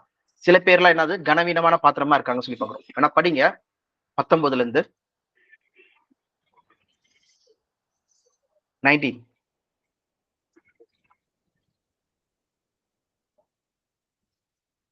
ரோமர் 9:19. ரோமர் 9:19. சாரி, ரோமர் போயிட்டோம் நம்ம. ஸ்கிரீன் ஷேர் பண்ணி. இப்படியானால் அவர் இன்னும் ஏன் குற்றம் பிடிக்கிறார்? அவர் சித்தத்திற்கு எதிர்த்து நிற்பவன் யார் என்று என்னுடனே சொல்லுவாய். அப்படியானால் மனுஷர்களே, தேவனோடு எதிர்த்து தர்க்கிக்கிற நீ யார்? உருவாக்கப்பட்ட வஸ்து உருவாக்கினவனை நோக்கி நீ என்னை ஏன் எப்படி உண்டாக்கினா என்று சொல்லலாமா? மதியிட்ட ஒரே களிமண்ணாலே குயவன் ஒரு பாத்திரத்தை கனமான காரியத்திற்கும் ஒரு பாத்திரத்தை கனவீனமான காரியத்திற்கும் பண்ணுகிறதற்கு மண்ணின் மேல் அவனுக்கு அதிகாரம் இல்லையோ? தேவன் தமது கோபத்தை காண்பிக்கவும் தமது வல்லமையை தெரிவிக்கவும் தாம் மகிமைக்காக எத்தனமாக்கின கிருபா பாத்திரங்கள் மேல் தம்முடைய மகிமையின் ஐஸ்வர்யத்தை தெரியப்படுத்தவும் சித்தமாய் அழிவுக்கு எத்தனமாக்கப்பட்ட கோபாக்கினை பாத்திரங்கள் மேல் மிகவும் நீடிய சாந்தத்தோடே பொறுமையாய் இருந்தாரானால் உனக்கு என்ன? ஓகே, அப்போ இங்க என்ன பாக்குறோம் சொல்லி பாத்தீங்கன்னா இது தேவனுடைய சாய்ஸ். இது ஓகே, அவர் வந்து பாட்டர், அவர் வந்து என்னது அந்த குயவனா இருக்காரு. அவர் வந்து என்ன பண்றாருன்னா ஒரு பொருளை வந்து கனமான பாத்திரம், அது வந்து ராஜாவோட வீட்டுல வைக்கிறதுக்கு, அரண்மனையில வைக்கிறதுக்கு ஓகே வைக்கலாம். ஓகே, ஒரு பாத்திரத்தை வந்து கனவீனமான பாத்திரம், ஒரு நார்மலா ரோட்ல வந்து தண்ணி பிடிச்சி வைக்கிறதுக்கான இதா இருக்கும், இல்லைன்னா வந்து சும்மா பசங்க சின்ன பசங்க விளையாடுறதுக்கான காரியங்களா இருக்கும். அப்படி தேவன் யூஸ் அந்த அந்த பாட்டர் பண்ணாருன்னா அதுல அவருக்கு தானே சாய்ஸ் இருக்கு. களிமண் ஒண்ணு தானே. அவர் பார்க்கும்போது இது தேவனுடைய சாய்ஸ், இது நீ கேள்வியே கேட்க முடியாது. இது வந்து கிருபை சில பேர் பெற்றிருக்காங்க, சில பேர் பெறல. அப்படி நீ பெற்றிருந்தனா நீ பாக்கியவானா இருக்கிற இந்த கிருபையை பெற்றத. அதனால நீ என்ன பண்ணாத, இந்த பாக்கியத்தை வந்து நீ மேன்மையா எண்ணி இதுக்கான காரியங்கள்ல நான் எப்படியாவது தக்க வச்சுக்கணும். இந்த கிருபை அந்த சபையின் அழைப்புல நான் பாத்திரவனா ஆகணும் சொல்றத நீ மனதார நீ யோசிச்சு நீ செயல்படு சொல்றதுதான் இங்க வந்து பவுலுடைய முக்கியமான நோக்கமா இருக்கு அடுத்தடுத்த காரியங்கள்ல. ஓகேவா, இப்ப நம்ம பார்க்கும்போது இது புரிஞ்சிச்சு உங்களுக்கு என்ன சொல்ல வர்றாருன்னா, தேவன் இஸ்ரேல் மக்களை சூஸ் பண்ணாரு. மத்த நேஷங்கள் மத்த ஜனங்கள் வந்து கேட்கலாம் ஏன் எங்களை சூஸ் பண்ணல சொல்லி கேட்கும்போது இது தேவனுடைய சாய்ஸ். ஓகே, இதெல்லாம் நீங்க யாருமே கேள்வி கேட்க முடியாது. அவங்க தேவன் என்ன பண்றாரு, ஒரு பாத்திரத்தை கனமான பாத்திரமா உண்டாக்கணும்னு சொல்லி இஸ்ரேல் மக்களை சூஸ் பண்ணிருக்காரு. ஓகேவா, அப்படி இஸ்ரேல் மக்கள் போயிட்டு இருக்காங்க. ஓகேவா, முழுக்க பண்ணும்போது அவங்களுக்கு தான் என்ன பண்றாரு, மோசே மூலமா நியாயப்பிரமாணம் கொடுத்து அந்த நியாயப்பிரமாணத்தின் மூலமா பாவம் என்னது என்று கத்து தந்து அவங்க என்ன பண்றாங்க, ஒரு பேரல் பாயிண்ட்ல வந்து போயிட்டு இருக்காங்க. ஓகே, ஒரு என்னதுன்னா இயேசு கிறிஸ்து வர வரைக்கும் அது என்ன பண்ணுச்சு, நியாயப்பிரமாணம் அவங்கள வந்து ஒரு கட்டுப்பாட்டுக்குள்ள வச்சு இந்த ரைட் சைடு லெஃப்ட் சைடு திரும்பாதபடிக்கு அந்த ஒரே வழியில வந்து போயிட்டு இருந்து சொல்லி பாக்குறோம். ஓகே, ஒரு டீச்சர் மாதிரி கொடுக்கப்படும் சொல்லி பாக்குறோம். அது வேணா படிக்கலாம். கலாத்தியர் 3ஆம் அதிகாரம்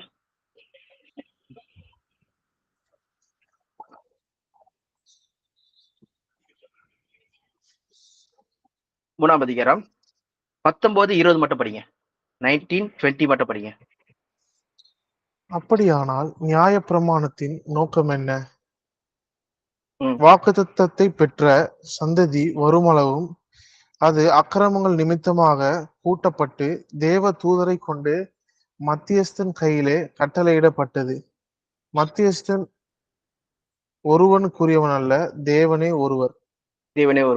ஓகே, பாத்தீங்கன்னா நியாயப்பிரமாணம் கொடுக்கப்பட்டது பாத்தீங்கன்னா அந்த வாக்குத்தத்தத்தின் சந்ததியாக அந்த சீடு, அந்த பர்டிகுலர் சீடு யாரு, இயேசு கிறிஸ்து. அதான் அந்த முந்தின வசனத்துல போங்க, அப்படியே 16 இருந்து போங்க, 16ஆம் வசனத்துல இருந்து. ஆபிரகாமுக்கும் அவனுடைய சந்ததிக்கும் வாக்குத்தத்தங்கள் பண்ணப்பட்டன. சந்ததிக்கு என்று அநேகரை குறித்து சொல்லாமல் உன் சந்ததிக்கு என்று ஒருவனை குறித்து சொல்லி இருக்கிறார். அந்த சந்ததி கிறிஸ்துவே. போதும். ஆதலால் இல்ல வெயிட் பண்ணுங்க. நம்ம ஏற்கனவே நம்ம என்ன பண்ணோம், அங்க ஹோல்ட் ஆன் பண்ணுங்க சொல்லி சொன்னோம் பாத்தீங்களா? எங்க சொன்னோம்? ஆதியாகமம் 12ஆம் அதிகாரம் 7ஆம் வசனத்துல. ஓகேவா? உன்னது சந்ததி சொல்லி போகுது. அநேகரை சொல்லாதபடிக்கு ஒருத்தரை பத்தி பேசுது. அது யாரு? கிறிஸ்துவே சொல்லி போகிறோம் அந்த சந்ததி. அப்போ அந்த சீடு, ப்ராமிஸ் சீடு வர்றதுக்காக தான் இந்த வர வரைக்கும் இந்த நியாயப்பிரமாணம் என்ன பண்ணப்பட்டது? கொடுக்கப்பட்டுதான். அதனாலதான் என்ன சொல்றாங்க? 19 திருப்பி படிங்க. நியாயப்பிரமாணம் அப்படியானால் கொடுக்கப்பட்ட அப்படியானால் நியாயப்பிரமாணத்தின் நோக்கம் என்ன? வாக்குத்தத்தத்தை பெற்ற சந்ததி வருமளவும் அது அக்கிரமக்காரர்களின் நிமித்தமாக கூட்டப்பட்டு தேவ தூதரை கொண்டு மத்தியஸ்தன் கையிலே கட்டளையிடப்பட்டது. மத்தியஸ்தன் கையிலே கட்டளையிடப்பட்டது சொல்லும் போது மத்தியஸ்தர் யார் சொல்லி பார்த்தீங்கன்னா தேவ தூதர்கள் அவங்க மூலமா வந்து கட்டளையிடப்பட்டது சொல்லி பார்க்கிறோம். ஓகே, பாத்தீங்கன்னா ப்ராமிஸ் சீட் இயேசு கிறிஸ்து வர வரைக்கும் அது என்ன பண்ணப்பட்டது? நியாயப்பிரமாணம் கொடுக்கப்பட்டது. ஒன்ஸ் இயேசு கிறிஸ்து வந்த பிறகு அந்த நியாயப்பிரமாணத்தின் காரியங்கள் இல்ல, வாக்குத்தத்தின் காரியங்கள் வந்து வந்துருச்சு சொல்லி பார்க்கிறோம். அதனாலதான் நீங்க 17 படிச்சீங்கன்னா அதுல வந்து போட்டிருக்கோம். இப்ப டைரக்டா இதுக்கு வந்துருங்க. அதுலயே வந்து 23 வசனம் படிங்க. 23. ஆதலால் விசுவாசம் வருகிறதற்கு முன்னே வெளிப்பட போகிற விசுவாசத்திற்கு ஏதுவாய் நியாய பிரமாணத்தின் கீழ் காவல் பண்ணப்பட்டிருந்தோம். இவ்விதமாக நாம் விசுவாசத்தினாலே நீதிமானாகப்படுவதற்கு நியாயப்பிரமாணம் நம்மை கிறிஸ்துவினிடத்தில் வழி நடத்துகிற உபாதியாய் இருந்தது. ஓகே, என்ன சொல்றாங்க? நியாயப்பிரமாணம் இயேசு கிறிஸ்துவின் இடத்தில் வழி நடத்துகிற ஒரு கார்டியன். ஓகே, ஃபார் எக்ஸாம்பிள் அப்பா அம்மா வந்துட்டு பேருக்கு என்ன பண்ணும்? கார்டியன் பசங்களை வந்து எங்க விட்டுறணும்? அப்பா அம்மா கிட்ட கொடுத்துடணும். கார்டியன் வந்து நானே வச்சுக்கணும் சொல்லி கிடையாது. அப்போ ஒரு கார்டியனை தான் இஸ்ரேல் மக்களை வலதுபுறம் இடதுபுறம் சாயாதபடிக்கு அவங்க இயேசு கிறிஸ்து வர வரைக்கும் அந்த சந்ததி வந்து ஒரு நன்மையான சந்ததியா இருக்கணும் சொல்றதுக்காக தேவன் என்ன பண்ணாராம்? நியாயப்பிரமாணத்தை கொடுத்துருந்தாராம். அப்போ ஒன்ஸ் கிறிஸ்து வந்துட்டு பேருக்கு என்ன பண்ணணும்? நியாயப்பிரமாணம் முடிஞ்சிச்சு, அதான் க்ளோஸ்டு, கம்ப்ளீட்டட். இயேசு கிறிஸ்து முடிச்சிட்டாரு. ஓகே, நியாயப்பிரமாணத்தின் மூலமா வரும் நீதியை வந்து என்ன பண்ணாரு? முடிச்சிட்டாரு. ஓகே, அப்புறம் நெக்ஸ்ட் என்ன இருக்கு? விசுவாசம் தான் இருக்கு. இப்போ விசுவாசத்தின் மூலமா தான் எல்லாருமே வந்து ரட்சிக்கப்படணும். அடுத்த வசனம் படிங்க, 26. நீங்கள் எல்லாரும் கிறிஸ்து இயேசுவை பற்றும் விசுவாசத்தினால் தேவனுடைய புத்திரராய் இருக்கிறீர்களே. ஏனெனில் உங்களில் கிறிஸ்துவுக்குள்ளான ஞானஸ்தானம் பெற்றவர்கள் எத்தனை பேரோ அத்தனை பேரும் கிறிஸ்துவை தரித்து கொண்டீர்களே. யூதன் என்றும் கிரேக்கன் என்றும் இல்லை, அடிமை என்றும் சுயாதீனதென்றும் இல்லை, ஆண் என்றும் பெண் என்றும் இல்லை, நீங்கள் எல்லோரும் கிறிஸ்து இயேசுக்குள் ஒன்றாய் இருக்கிறீர்கள். ஆதலால் if you belong to Christ, நீங்கள் கிறிஸ்துவனுடையவர்களானால் ஆபிரகாமின் சந்ததியாராயும் வாக்குத்தத்தத்தின்படி சுதந்திரராயும் இருக்கிறீர்கள். ஓகே, அப்ப என்னாச்சுன்னா இங்க நியாயப்பிரமாணம் வந்து ஒரு உபாதியா தான் இருந்தது, ஒரு கார்டியனர் தான் இருந்தது. ஒரு இயேசு கிறிஸ்து கிட்ட கொண்டு வரதுக்கான ஒரு கார்டியன். அது அவர் வரைக்கும் என்ன பண்ணணும்? பாதுகாத்துக்கணும். அப்ப யார் வந்துட்டா? இயேசு கிறிஸ்து வந்துட்ட பிறகு அந்த நியாயப்பிரமாணம் நீங்கிட்ட பிறகு எல்லாரும் என்ன ஆகணும்? விசுவாசத்தின் மூலமா, இயேசு கிறிஸ்து மேல வைக்கிற விசுவாசத்தின் மூலமா தான் அவங்க நீதி அடையணும் சொல்லி பாக்குறோம். ஓகேவா? ஆனா என்ன பிரச்சனை ஆச்சு சொல்லி பாத்தீங்கன்னா, இந்த இஸ்ரேல் மக்கள் இயேசு கிறிஸ்துவ புடிச்சுக்கிறதுக்கு பதில் என்ன பண்ணிட்டாங்க? நியாயப்பிரமாணத்தை கட்டி பிடிச்சிட்டாங்க. அவங்க விடவே மாட்டாங்க. இவர்னா சாபத்தை வந்து பின்பற்றல, இவர்னா இது பண்ணல அது பண்ணல சொல்லிட்டு நியாயப்பிரமாணத்தை புடிச்சுக்கிட்டாங்க. அப்ப என்னாச்சு? வாக்குத்தத்தம் வர பிள்ளைகள் அது வேண்டாம் சொல்லி என்ன பண்றாங்க? விலகுறாங்க, போறாங்க. டேய், நான் தானே வரணும், நான் தான் மெஸ்ஸியா, நான் தான் வந்து உங்களை ரசிக்கிறது, என்னை விசுவாசிச்சா போதும் நீங்க ரசிக்கப்படுவீங்க, நீங்க தான் அந்த சபையின் அழைப்புக்கு வர வேண்டிய முக்கியமான ஆட்களே சொல்லி அவர் என்ன பண்ற? கை விரிச்சு என்ன பண்றாரு? வெயிட் பண்ணிருக்காரு. எத்தனை தடவை கை விரிச்சு வெயிட் பண்றாராம். கோழி தன் குஞ்சுகளை சேர்க்கறது வேணுமா? எத்தனை தடவை சேர்க்க விரும்புறாராம். ஆனா அவங்களுக்கும் என்ன இல்ல, மனதில்லாம ஆயிடுச்சு சொல்லி போகிறோம். இந்த இயேசு கிறிஸ்து மூலமா என்ன ஆயிடுச்சு? அவங்க இடரல் ஆயிட்டாங்க. விசுவாசம் மூலமா நீங்க பண்ணா போதும், கிரியே கிடையாது, வெறும் விசுவாசிச்சா போதும் சொல்றது வந்து அவங்களால முடியவே இல்லை. அப்ப என்னாச்சு பாத்தீங்கன்னா அந்த இடருக்குள்ள ஆயிட்டாங்க. இதுதான் வந்து பேதுரு எக்ஸ்பிளைன் பண்றாரு பாருங்க. பேதுரு 1 பேதுரு 2ஆம் அதிகாரம்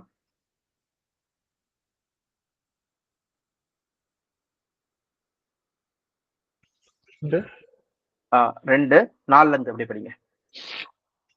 மனுஷரால் தள்ளப்பட்டதாயினும் தேவனால் தெரிந்து கொள்ளப்பட்டதும் விலையேற பெற்றதுமாயிருக்கிற ஜீவனுள்ள கல்லாகிய அவரிடத்தில் சேர்ந்தவர்களாகிய நீங்களும் ஜீவனுள்ள கற்களைப் போல ஆவிக்கேற்ற மாளிகையாகவும் இயேசு கிறிஸ்து மூலமாய் தேவனுக்கு பிரியமான ஆவிக்கேற்ற பலிகளை செலுத்தும்படிக்கு பரிசுத்த ஆசாரிய கூட்டமாகவும் கட்டப்பட்டு வருகிறீர்கள்.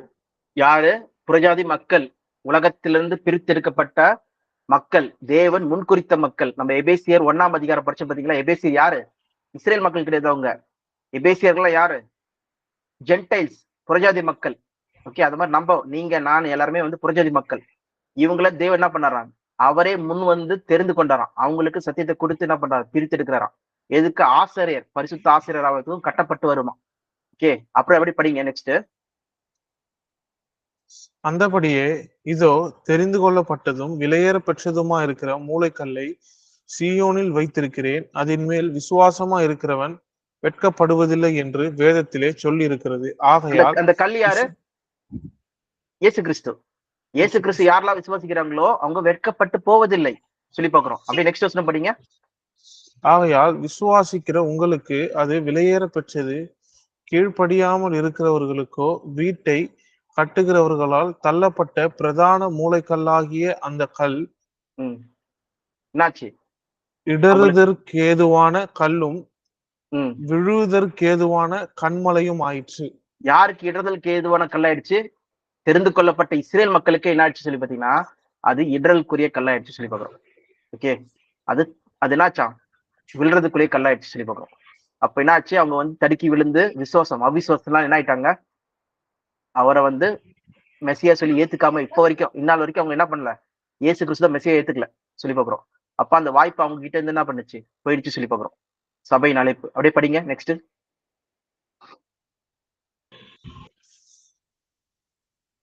அவர்கள் திருவசனத்திற்கு கீழ்ப்படியாதவர்களாயிருந்து இடறுகிறார்கள், அதற்கென்றே நியமிக்கப்பட்டவர்களாயும் இருக்கிறார்கள். நீங்களோ நிலுங்க, அதற்கென்றே நியமிக்கப்பட்டவர்களா என்ன போட்டிருக்கு? அதுக்கு அர்த்தம் என்னது? முன்பாகவே அவர்கள் வழி விலகி போயிடுவாங்க, இயேசுவை விசுவாசிக்க மாட்டாங்கன்னு சொல்றாங்க. கரெக்ட். ஓகேவா? முன்னாடியே வந்து அவங்களுக்கு தேவனுக்கு தெரிஞ்சிச்சு. ஏன்னா ஆரம்பத்துல இருந்தே என்ன பண்றாங்க? கீழ்ப்படியாத ஜனங்களா இருக்கும் போது அவங்க கண்டிப்பா வந்து வழி விலகி போற மக்களா தான் இருப்பாங்க சொல்றது தெரிஞ்சதுனால என்னாச்சு? அந்த வாய்ப்பு தேவன் என்ன பண்றாராம்? புறஜாதி மக்களையும் வந்து முன்னாடியே வச்சிருக்காரு உள்ள. ஓகே, அந்த ரகசியம் என்னது? சபையில வந்து இஸ்ரேல் மக்களுக்கு மட்டும் கிடையாதான், புறஜாதி மக்களும் உள்ள வராங்கன்னு சொல்லி பாக்குறோம். இஸ்ரேல் மக்கள் கொஞ்சம் பேர் தான் ஸ்டார்டிங்ல. யாரெல்லாம் வந்து விசுவாசிச்சாங்களோ அந்த 3000 பேரோ இல்ல 5000 பேரோ, எத்தனை பேர் தெரியல, ஆரம்பத்துல ஒரு கூட்டத்தார் வந்து பேதுரு மூலமா வந்து உள்ள வந்தாங்கன்னு சொல்லி பாக்குறோம். ஓகேவா? அதுக்கப்புறம் பாத்தீங்கன்னா மிச்ச பேர்லாம் எல்லாருமே என்னது? புறஜாதி மக்கள் தான் உள்ள வராங்க. ஓகே, அப்படி பார்க்கும்போது 9 படிங்க அப்படியே. 9:10. நீங்களோ உங்களை அந்தகாரத்தில் நின்று தம்முடைய ஆச்சரியமான ஒளியின் இடத்திற்கு வரவழைத்தவருடைய புண்ணியங்களை அறிவிக்கும்படிக்கு தெரிந்து கொள்ளப்பட்ட சந்ததியாயும் ராஜரீகமான ஆசாரிய கூட்டமாயும் பரிசுத்த ஜாதியாயும் அவருக்கு சொந்தமான ஜனமாயும் இருக்கிறீர்கள். பாருங்க என்னாச்சு? அவங்க வந்து சொந்தமான ஜனமா இருந்தாங்க. அவங்கதான் வந்து இந்த வாக்குத்தத்தத்தின் பிள்ளைகள். அவங்கதான் ஆபிரகாமோட சொந்த ஜனங்கள். ஓகே, சொந்த மக்கள்.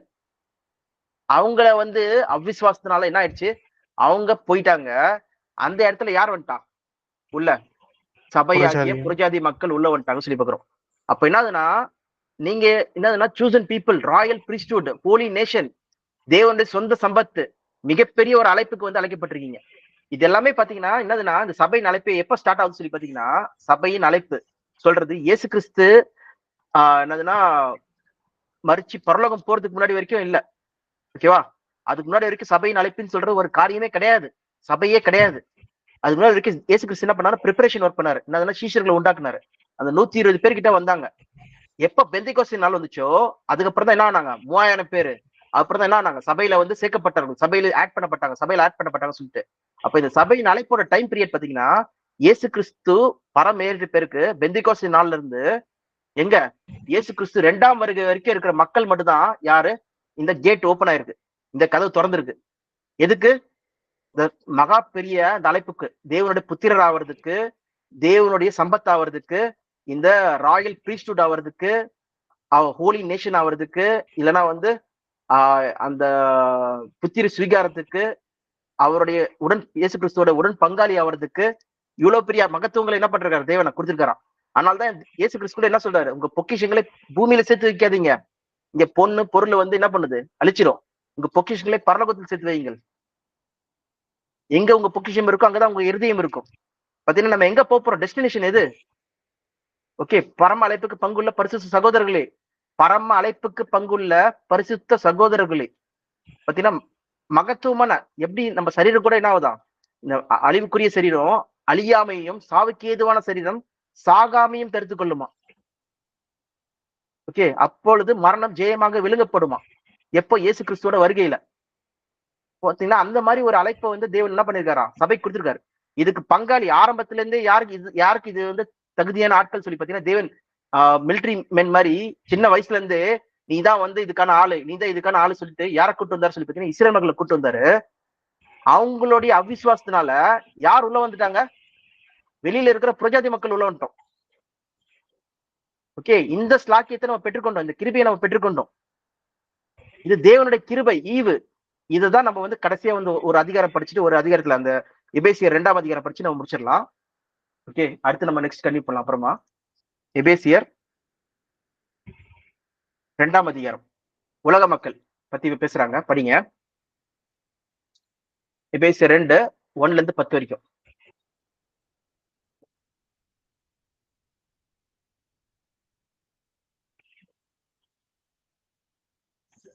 அக்கிரமங்களினாலும் பாவங்களினாலும் மரித்தவர்களாயிருந்த உங்களை உயிர்ப்பித்தார்.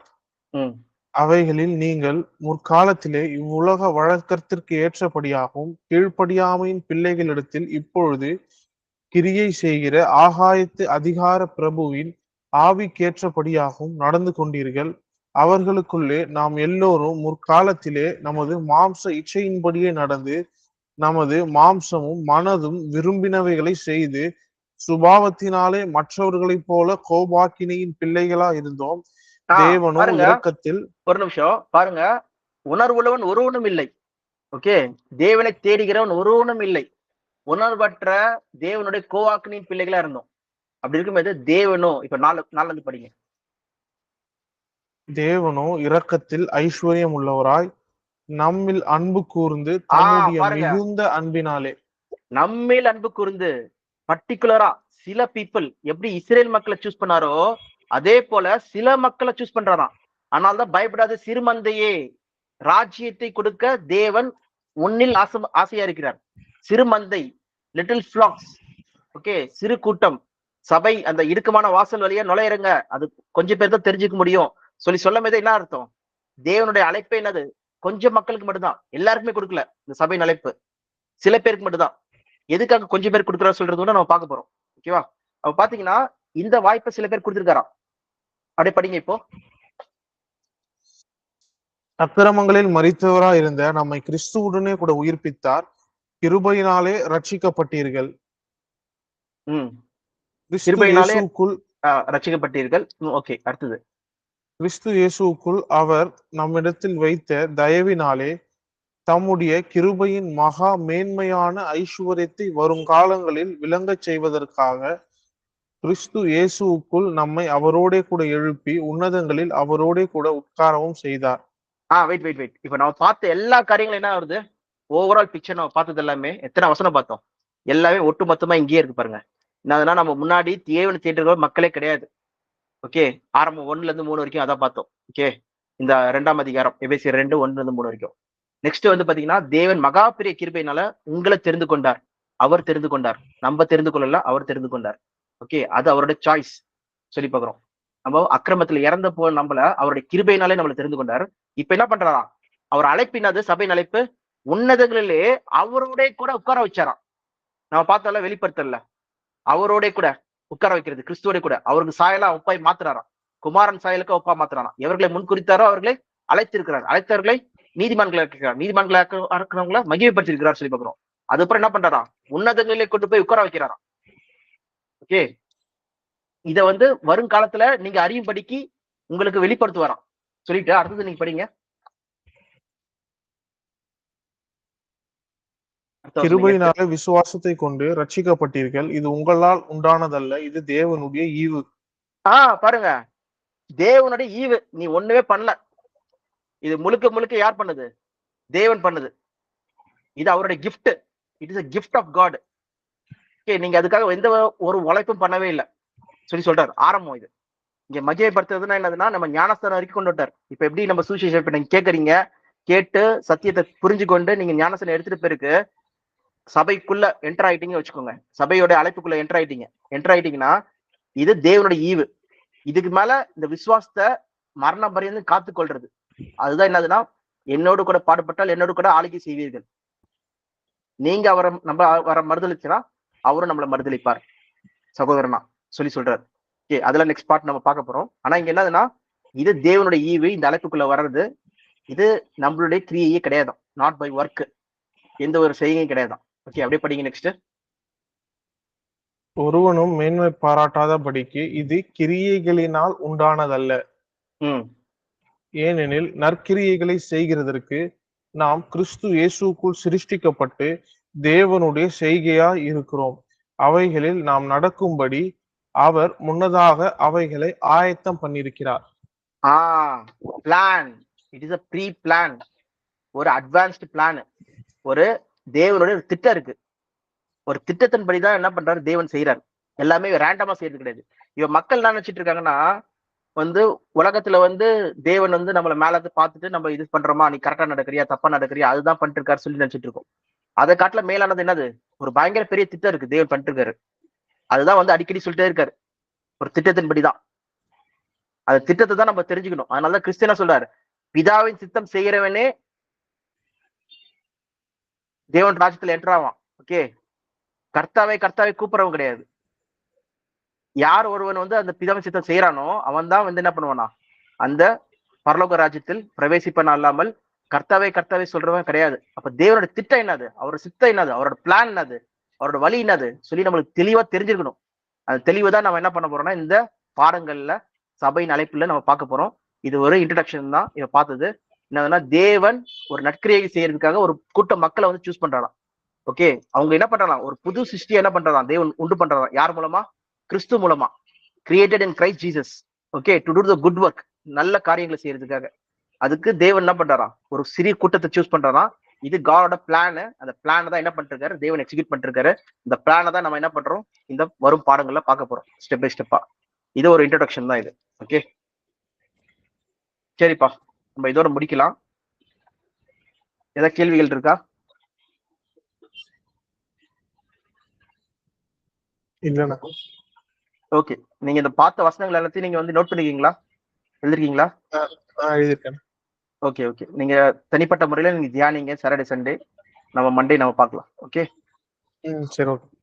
ஓகே ஓகே சரிப்பா. சாமுவேல் நீங்க ப்ரே பண்ணுங்க.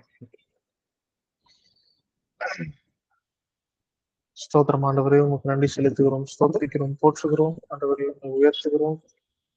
ஹல்லேலூயா. ஆண்டவரே உங்களுக்கு நன்றி செலுத்துகிறோம். ஆண்டவரே இன்றைக்கு நாங்கள் படித்த பாடத்தின்படி ஆண்டவரே இந்த சபையின் அழைப்பை குறித்து நாங்கள் ஆண்டவரே படிக்க பல காரியங்களை அறிந்து கொள்ள ஆண்டவரே இந்த உலகத்திலே நீர் எதற்காக ஆண்டவரே சபையை தெரிந்து கொண்டிருக்கிறீர், ஆண்டவரே எதற்காக எங்களை தெரிந்து கொண்டிருக்கிறீர், ஆண்டவரே எதற்காக எங்களை முன்குறித்திருக்கிறீர் என்று அறிந்து கொள்ளும்படி கிருபை பாராட்டினீரே. நன்றி. எவர்கள் தேவனுடைய ஆவியினால் நடத்தப்படுகிறார்களோ அவர்கள் தேவனுடைய புத்திரராய் இருக்கிறார்கள். இருக்கிற வார்த்தையின்படி ஆண்டவரே உங்களுடைய பிள்ளைகளா எங்களை மாற்றி ஆண்டவரே எல்லா சுதந்திரத்திற்கும் ஆண்டவரே இயேசு கிறிஸ்துவனோடு கூட உடன் சுதந்திரவாளே நீர் எங்களை வைத்திருக்கிறீரே. அதற்காக உங்களுக்கு நன்றி செலுத்துகிறோம் ஆண்டவரே. ஆண்டவரே பேர்பட்ட மேன்மையான ஆண்டவரே ஒரு அழைப்பை நீர் எங்களுக்காக கொடுத்திருக்கிறீர். அதற்காக உங்களுக்கு நன்றி செலுத்துகிறோம் ஆண்டவரே. இன்னும் ஆழமாய் ஆண்டவரே இந்த சபையின் அழைப்பை குறித்து நாங்கள் புரிந்து கொள்ள கிருபை பாராட்டுங்க ஆண்டவரே. ஆண்டவரே இதை எங்களுக்கு ஆண்டவரே நேரம் செலவழித்து கற்றுக் கொடுக்கிற ஆண்டவரே போதகரையும் நீர் தாமே ஆசீர்வதிங்க. அவருடைய தேவைகள் எல்லாம் சந்திங்க. இன்னும் ஆழமாய் ஆண்டவரே அவர் கற்றுக்கொண்டு ஆண்டவரே இன்னும் ஆழமாய் ஆண்டவரே எங்களுக்கு போதிக்க, ஆழமான சத்தியங்களை எங்களுக்கு போதிக்க கிருபை பாராட்டுங்க ஆண்டவரே. அவரை அந்த குடும்பத்தையும் ஆசீர்வதிங்க. வீணி ஞானத்தையும் ஆற்றலையும் ஆண்டவரை வல்லமையும் பலனையும் தாங்க. ஆவியானவரே இதை புரிந்து கொள்ளக்கூடிய ஆற்றலையும் பலனையும் ஆண்டவரை நீர் தாமே எங்களுக்கு தர வேண்டும் என்று செபிக்கிறேன். ஆசீர்வதிங்க, பாதுகாத்துக் கொள்ளுங்க ஆண்டவரை. கேட்ட எங்களையும் நீர் தாமே ஆசீர்வதிங்க, பாதுகாத்துக் கொள்ளுங்க ஆண்டவரை. எல்லாவற்றையும் ஆண்டவரை உங்களுடைய அற்புத கருத்திலே ஒப்பு கொடுக்கிறேன். பாதுகாத்துக் கொள்ளுங்க. இயேசுவின் நாமத்தில் ஜெபிக்கிறேன் ஜீவன் நல்ல பிதாவே, ஆமென். ஆமென். என் ஆத்துமாவே கர்த்தரை ஆத்துமாவே கர்த்தரை ஸ்தோத்திரி, உன் முழு பரிசுநாமத்தை ஸ்தோத்திரி, என் ஆத்துமாவே கர்த்தரை ஸ்தோத்திரி, கர்த்தர் செய்த சகல உபகாரம் மறவாதே. துதிவாதே. ஆமென். ஆமென். Praise lord. Praise lord. Praise lord. Praise lord. பார்க்கலாம். பாய். நாளைக்கு வரீங்களா நீங்க? நான் வருவேன்ப்பா. நீங்களும் வருவீங்களா? வருவேன். Okay okay. நாளைக்கு காலைல அரௌண்ட் 10:30 மீட்டிங்கா? நான் வந்துடுறோம். ஓகே. இங்க கூட ஐசக் வந்தார்ல, அவர் யாருப்பா? ஐசக் மச்சானா? ஆமா, நான் ஒய்ஃபோட தம்பி அவரு. ஓகே. அவருக்கு ஓகேவா? திடீர்னு நடுவுல கிளாஸ் வராரு, டக்குன்னு அவருக்கு புரியுமா? ஸ்பெஷல் சைல்டு, அதனால ஓ ஓகே ஓகே. கொஞ்சம் அண்டர்ஸ்டாண்ட் ஆகும் அவனுக்கு. ஆஹா சரி அது ஓகே மாதிரி ஓகே. கேட்டு போவோம். ஓகே. சரிப்பா. ஓகே. சரி, ஓகேப்பா. ஓகே. நாளைக்கு பார்க்கலாம். சரி. பாய்.